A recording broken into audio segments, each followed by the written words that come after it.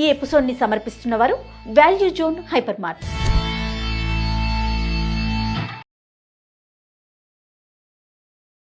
నమస్తే రమగారు. నమస్తే చే రమగారు, కొంతమంది కొన్ని ఇళ్లలో కొన్ని మాటలు ఏంటంటే వాళ్ళు చాలా బాగున్నారు, మా అక్క బాగుంది, లేకుంటే మా అన్నయ్య బాగున్నాడు, నా దాకా వచ్చేసరికి నన్ను సరిగ్గా చదివించలేదు, సరిగ్గా పెంచలేదు, సరైనోడికి ఇచ్చి పెళ్లి చేయలేదు, కాబట్టి నా జీవితం ఇట్లా అయిపోయింది. ఎంతసేపు తల్లిదండ్రులను నిందించటం, తల్లిని ఏదో ఒకటి అనుకోవటం, తండ్రిని అనుకోవటం, లేదా అన్నదమ్ములను అనుకోవటం, లేదు అంటే చదువు చెప్పిన టీచర్ని అయినా సరే వాళ్ళందరికీ బాగా చెప్పారు, నాకు చెప్పలా, కాబట్టే నా జీవితం ఇలా అయిపోయింది, లేకుంటే మా బాబాయ్ ఎలా చేశాడు, ఇలాంటి మాటలు తరచుగా ఎక్కడో ఒక చోట ఏదో ఒక ఫ్యామిలీలో మనం వింటూనే ఉంటాం కదండి. డిసాటిస్ఫాక్షన్, దేనికి తృప్తి పొందరనమాట. ఏదో ఒక వెలితిని వెతుక్కొని అదే నా జీవితానికి కారణమైపోయింది అని మాట్లాడుతూ ఉంటారు. చూసారా మీరు ఇలాంటి వాళ్ళని? బోలెడు మంది కనిపిస్తారు జయ. వాళ్ళు ఎవరు మా కాన్సన్ట్రేట్ చేయలేదు, నా చిన్నప్పుడు నా మీద శ్రద్ధ పెట్టలేదు అలా అనిపిస్తుంది. నేను కూడా అంటాను జయ, ఇప్పుడు చెప్తా, గుర్తొచ్చింది ఒక మాట. చెప్పండి. మా చిన్నప్పుడు మా ఆఖరికైకి నాకు ఒక 4 ఏళ్ళ గ్యాప్ ఉంది. మిగిలిన వాళ్ళు ఎవరికి లేదు, మా ఇద్దరికే గ్యాప్ ఉంది. ఆఖరికైకి మా పెద్దక్కయ్య గారు అమ్మాయి ఇద్దరు ఒకే వయసు వాళ్ళు, పెద్దక్కయ్య కూతురు. వీళ్ళిద్దరికి సంగీతం చెప్పించేవారు, సంగీత మాస్టర్ వచ్చేవారు, ఎంత బాగా పాడేవారు. కొన్ని పాటలు ఆయన మా అక్కయ్య వాళ్ళకి చెప్తుంటే నేర్చేసుకునేదాన్ని. ఎందుకో తెలీదు, వాళ్ళిద్దరికి మా అక్కయ్య గారు అమ్మాయి పెద్దగా అసలు పాడేది కదా, అది మాట్లాడుకున్నాడు, చాలా మౌనంగా ఉండేది, నిశ్శబ్దంగా బొమ్మలా ఉండేది అంతే. మా చిన్నక్కయ్య బాగా పాడేది. వాళ్ళిద్దరికీ సంగీతం చెప్పించారు, నాకు చెప్పించలేదు. మీరు అడిగారా? ఏమో అప్పుడు నాకేం తెలుసు, నేనేదో ఆడుకుంటూ ఎగురుకుంటూ ఉండేదాన్ని, ఏదో తిరుగుతుండేదాన్ని. మాస్టారు మా అక్కయ్యకి చెప్తుంటే వినేసి పాడేస్తూ ఉండేదాన్ని. కానీ మరి మా అక్కయ్య ఒకలా పడుతుంటే నేను ఇంకోలా పాడేస్తూ ఉండేదాన్ని. కుట్టి నాన్న కుట్టి గోల్ చేస్తుందంటే కేకలేసేవాళ్ళు పోతుండేదాన్ని ఎక్కడికో ఆడుకోవడానికి. అంత కుదరలేదు, కూర్చోబెట్టుంటే నాకు కూడా వచ్చేదేమో మరి. ఇప్పుడు నాకు ఆనాడు రాని సంగీతానికి మా అమ్మనో నాన్ననో మా పెద్దకైనో మా చిన్నకైనో నాకు చెప్పించకుండా దీన్ని చెప్పించారని దాని మీద కోపమో నేనేం చేస్తాను చెయ్య. నా చిన్నతనం వల్ల, నా శ్రద్ధ లేకపోవటం వల్ల, నాకు కుదురు లేకపోవటం వల్ల కూడా బహుశా నాకు సంగీతం అప్పుడు చెప్పించలేదు. ఇప్పుడు అదే అనుకోవాలి కదా జయ. ఇప్పుడు మా నాన్న నా మీద శ్రద్ధ పెట్టలేదు అని మా నాన్న ఇష్టం లేదనుకుంటే తిట్టుకోవాలా నేను? తప్పు కదా. ఇప్పుడు మా అక్కయ్య వాళ్ళ సంగీతం నేర్చుకుని ఉద్ధరించింది లేదు, ఇవాళ నేను నేర్చుకోక నేను ఇదైపోయింది. ఒకవేళ ఉద్ధరించిన అప్పటి పరిస్థితి ఏంటో, ఎందుకు మిమ్మల్ని కూర్చోబెట్టలేదో కదా. కూర్చోలా, నేను కూర్చోలేదు. ప్రధానమైన నా పాయింట్ నేను చెప్తున్నా కదా. ఎప్పుడైనా అప్పుడు మాటలు వచ్చినప్పుడు అనుకుంటూ ఉంటాం అనమాట. మాస్టరు ఒకటి తెలుగు పాట చెప్తుంటాం, జై హే ఆంధ్రమాత అని, ఎంత బాగుండేదో. ఒకటి అప్పుడప్పుడు పదాలు గుర్తొస్తే ఆయన కంఠం కూడా భలే చెవిలో మెదులుతూ ఉంటుంది. నేను పెద్దగా కూర్చుని పాడేదాన్ని కదా, వాళ్ళు పాడుతుంటే ఎక్కడెక్కడో ఎగురుకుంటూ పొగడి చెట్టెక్కి అక్కడ కూర్చుని ఇక్కడ కూర్చుని విని వచ్చినవే 4 ముక్కలు, కొన్ని వర్ణాలు అవి కూడా నేను అప్పుడు వినవే కొన్ని వచ్చు నాకు. అంత శ్రద్ధ లేదు, బుద్ధి లేదు. ఒకవేళ వీళ్ళు స్కూల్కి పంపించినా నేను అంత శ్రద్ధగా లేను, కాలేజీకి పంపించినా శ్రద్ధగా. వాళ్ళు శ్రద్ధ పెట్టలేదంటే కుదురుతుంది పాపం. కొంతమంది పిల్లలు అడుగుతారు పాపం. అవును, అప్పుడు తల్లిదండ్రులకి అవకాశం ఉండదో, వాళ్ళకి డబ్బులు లేకో, ఆనాడు అవకాశం కుదరకో, 2-3 పిల్లలకి ఒకేసారి చెప్పించలేకో, ఏవో వ్యవహారాలు అయ్యి ఆ పిల్లలకి చెప్పించలేకపోతారు, చేయలేకపోతారు.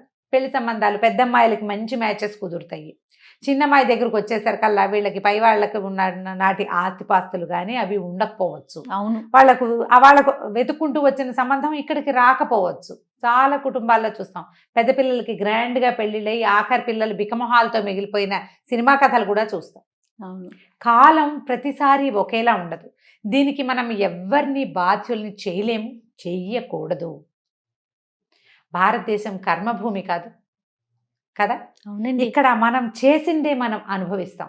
ఒకే అమ్మా నాన్నకి పుట్టిన 10 మంది సంతానంలో మొదటి వాళ్ళ రాత ఆఖరి వాళ్ళ రాత ఒకలాగా ఉండదు. మన అమ్మా నాన్ననే, మన ఒక రక్తమే పంచుకుని పుడతాం మనం. కేవలం మన మధ్య రక్తపాశమే ఉంటుంది, కానీ మన కర్మ దుర్విపాకం వల్లే మనకి రావాల్సింది పోయింది ఉంటుంది అంతే. ఇప్పుడు మా పెద్దక్కయ్యని మా నాన్నగారు ఎంత బాగానో చూశారు. నాకు వచ్చేసరికి 12 నిండేసరికి మా నాన్న వెళ్ళేపోయారు. ఇప్పుడు నేనేమనాలి? నాలాంటి పరిస్థితులు ఉండేవాళ్ళు 1000 మంది ఉంటారు. 2 పిల్లలు ఉండి నాన్న పెద్దమ్మాయిని ఏదైనా మంచి కాలేజీలో చేర్పించి చేయగలిగి, రెండో అమ్మాయి దగ్గరకు వచ్చేసరికి ఏం ప్రాబ్లం వస్తుందో చేయలేకపోతారు. అప్పుడు ఎవరినంటాం? పెద్దమ్మాయిలకి బాగా చేయలేక పెద్దమ్మాయిలు తొందరగా పెళ్లిళ్ళు చేసేసి రెండో పిల్లల్ని ఎంబీబీఎస్లు ఎంబీఏలు ఫారిన్ పంపించి చదివించడాలు, పెద్దమ్మాయికి 20 ఏళ్లకే పెళ్లి, రెండో పిల్లకి 30 ఏళ్ళు వచ్చినా దాని ఓన్ సెలక్షనే అవుతుంది కొన్ని చోట్ల. కాలం వల్ల ఇలాంటివి జరుగుతాయి. దీనికి వ్యక్తులు, నాన్నలు కానీ, మామయ్యలు కానీ, బాబాయిలు కానీ, సంసారంలో మిగిలిన వాళ్ళు కానీ, టీచర్లు కానీ కొద్దిగానే బాధ్యులవుతారు. పూర్తి స్థాయి బాధ్యత వాళ్ళది ఉండదు. దాంట్లో ఎక్కువ బాధ్యత ఒకటి కాలానిది, రెండోది మన కర్మానుభవానిది. ఈ రెండింటిని మనం మార్చలేం. అది అయిపోయిన దాన్ని తలుచుకుని తలుచుకుని తలుచుకుని అని అని వాళ్ళు అలా చేయలా, వీళ్ళు ఇలా చేయలా, వాళ్ళ మొహాలు మండ, వీళ్ళు దుంపలు తెగ అని ఎంతసేపు తిట్టుకుంటుంటే కట్టెకున్న నిప్పు కట్టెని కాల్చినట్టుగా మనని కాల్చేస్తూ ఉంటుంది. నువ్వు అది జరిగిపోయింది నిన్నటి దాన్ని మనం మార్చగలమా? లేదు. రేపటి దానికి నీ సంగతి తెలియదు, ఏమవుతుందో రేపటి దానికి నందో రాజా భవిష్యత్తు చెప్పలేకపోతాం. ఈ రోజున నాశనం చేసుకుంటున్నాం. మనం ఇది పాడు చేసేసుకుంటాం కదా. ఈరోజు నువ్వు సరిగ్గా జీవించగలిగిన ఆలోచన చేయాలి. ఇవాళ నువ్వు చిన్నతనంలో నేర్చుకోలేనివి, చిన్నతనంలో నీకు అవకాశం లేనివి, మార్చలేనివి ఎలాగో మార్చలేము. చిన్నప్పుడే చేసేసిన పెళ్ళిళ్ళు, లేకపోతే ఫెయిల్ అయిపోయిన పెళ్ళి, వాటిని ఏం చేయలేకపోతాం కదా. కానీ మనకేమైనా అంబిషన్స్, ఆశలు, కోరికలు, ఏదైనా భగవద్ దర్శనాలు, ఏదైనా చదువుకోవటం, ఇలాంటివి ఉంటే అవి మనం ఇప్పుడు చేసుకోవచ్చు. మీ అవకాశం వంతు ఉంటే ప్రయత్నం చేయండి. మీ ప్రయత్నం చేయండి. ప్రధానమైనది ఏంటంటే ఇక్కడ ఈరోజు ఇదే ఇంపార్టెంట్. నిన్నటిది నువ్వు తవ్వి పోసుకుని తలకెత్తుకున్నా మారేది లేదు. నువ్వు ఎంతసేపు తవ్వటం వల్ల తిలాపాపం తలా పిడికడని ఎవరైనా నిజంగానే నీ పట్ల ఎగ్గే తలపెట్టి నిన్ను పాడు చేయాలనే భావించి నీకు సహాయం చేయకుండా నిన్ను వదిలేసి నిన్ను నాశనం చేసేందుకు ప్రయత్నం చేస్తే వాళ్ళ పాపం తేలంతుంది. ఎంత ఉంటుంది? నువ్వు గింజంత. నువ్వు గుప్పెళ్ళు గుప్పెళ్ళు పంచుకుని అందరికీ పంచిపెడతావు. వాళ్ళు నిజంగా నీ పట్ల తప్పే చేస్తే వాళ్ళకి పడాల్సిన శిక్షని నువ్వు చెప్పి చెప్పి పలచన చేసేస్తావు. అంతే జరుగుతుంది. అంతకంటే ఏమవ్వదు. నీకు ఉండాల్సిందేమిటి? రేపటి మీద ఆశ. ఈ రోజులో బతకటం కావాలి మనకి.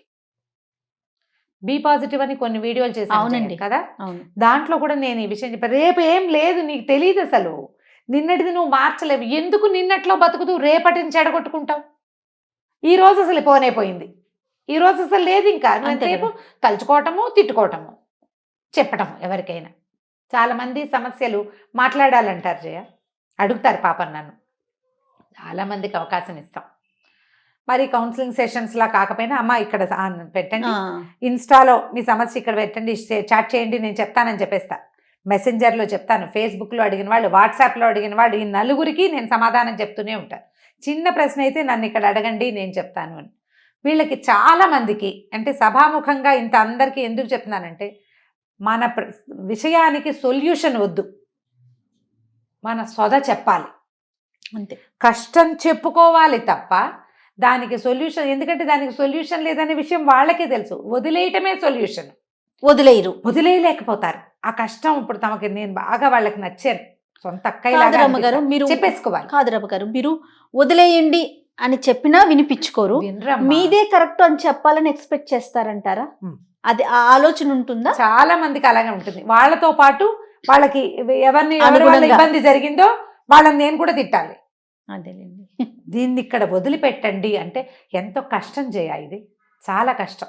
నిన్నటి దాన్ని మర్చిపోవటం, నిన్నటిని జ్ఞాపకం చేసుకోకుండా ఉండటం, బాధించే జ్ఞాపకాలని వదిలిపెట్టడం ఎంత కష్టమో జయ. ఎంత కష్టం. మనకు జరిగిన అవమానాన్ని కానీ మర్చిపోగలుగుతామా? లోపల రగిలిపోతూ ఉంటుంది. కానీ వదిలేయాలి. వదిలితేనే నువ్వు బతుకుతావు, నువ్వు హాయిగా ఉంటావు. లేకపోతే అది అనారోగ్యంగానో మానసిక జాడ్యంగానో నీతోటే ఉంటుంది. నన్ను ఇబ్బంది పెట్టినవాడు నా తప్పేం లేకుండా వాడి కర్మ వాడు అనుభవిస్తాడు అని వదిలే. నేను ఏ పొరపాటు చేశానో, ఎప్పుడు ఏ జన్మలో ఏది చేశానో అందుకు నేను దీన్ని అనుభవించాల్సి వచ్చింది. నా కర్మ, దీనికి అనుగుణంగా నాకు ఇది జరిగింది అని అనుకుంటే తల్లిని నేర్చుకుంటారు, తండ్రిని నేర్చుకుంటారు, భగవంతుని కూడా అనుకుంటారు. దేవుడిని తిట్టేవాళ్ళు, మా నాన్నగారు చనిపోయారు, నేను అప్పటి నుంచి దేవుడిని నమ్మడం మానేశారని చెప్పారు నాకు ఒక ఆవిడ. అంటే దేవుడిని నమ్మితే నాన్న మనతో పాటు కలకాలం ఎవరి నాన్నలైనా బతికుంటారమ్మా? బుద్ధుడి కథ ఒకటి, ఒక ఆవిడ తన కుమారుడిని తీసుకొచ్చి అడిగింది, నా పిల్లవాడు చనిపోయాడు, భర్త లేడు, పిల్లాడు చచ్చిపోతే నేను ఎట్లా బతకను దేవా, బతికించు నా కోసం అని. బుద్ధ భగవానుడు ఆవిడకి ఏం చెప్పాడంటే, అమ్మ మరణం లేని ఇంట్లో నుంచి ఒక గుప్పెడి బియ్యం తీసుకురా, నీ పిల్లాడిని బతికిస్తానన్న. ఆవిడ పొద్దు నుంచి సాయంత్రం దాకా మొత్తం శ్రావస్తిలో ఉన్న అన్ని ఇళ్ళకి వెళ్ళింది. అవును. మరణం లేని ఇల్లు లోకంలో ఉండదు. మన పరిస్థితులు అట్లా ఉంటాయి. సడన్గా నాన్న డెత్, చనిపోవటం, అవును. కుటుంబానికి ఏ ఆసరా లేకపోవటం, మనకి ఏదో బోళ్ళని జీవితం మీద ఆశలు పెట్టుకుంటే ఆశలు కూలిపోవటం, మన కర్మానుభవం. భగవంతుడు ఏం చేయలేడు అందులో. నువ్వు భగవంతుడి మీద ద్వేషం పెట్టుకుంటే నీకు ఆ సహాయం కూడా ఉండదు. అతడున్నాడన్న ఆలంబన ధైర్యం కూడా మనకు ఉండదు కదా. ఉండదు కదా. మనం నమ్మవలసింది మన కర్మ దుర్విపాకాన్ని. ఇతరులని నిందించడం మానేయండి. దానివల్ల మీరు ప్రశాంతంగా ఉంటారు. మీరు ఇప్పుడు ఈ రోజున మీరు కోల్పోయిన దాంట్లో ఏవైనా కొన్ని గెయిన్ చేయగలరేమో ప్రయత్నం చేసి ఆ దిశగా ప్రయాణించండి హోప్ఫుల్గా. అది చేస్తే ప్రశాంతత వస్తుంది. ఎవరిని వాళ్ళు ఎలా చేశారు, వీళ్ళు ఎలా చేశారు, వాళ్ళు సరిగ్గా చేయలేదు అనేటప్పుడు నేనేమైనా సరిగ్గా ఉన్నానా అనేది ప్రశ్నించుకోండి. నేనున్నానా సరిగ్గా, నేను చేసేది కరెక్టేనా, లేదా నేను ఇప్పుడైనా నేను సరిగ్గా, వాళ్ళు ఎవరో సరిగ్గా లేదు, నేనైనా సరిగ్గా ఉంటాను. మన వైపుకి ఆలోచనే రాకపోతుంది అమ్మగారు. అలా రాదు జయ, కదండి? లోక సహజమైంది. దాంతో ఉక్రోషంతో మనం ఆలోచించలేకపోతాం. మెయిన్ అది. దాన్ని తగ్గించుకునే ప్రయత్నం చేయాలి.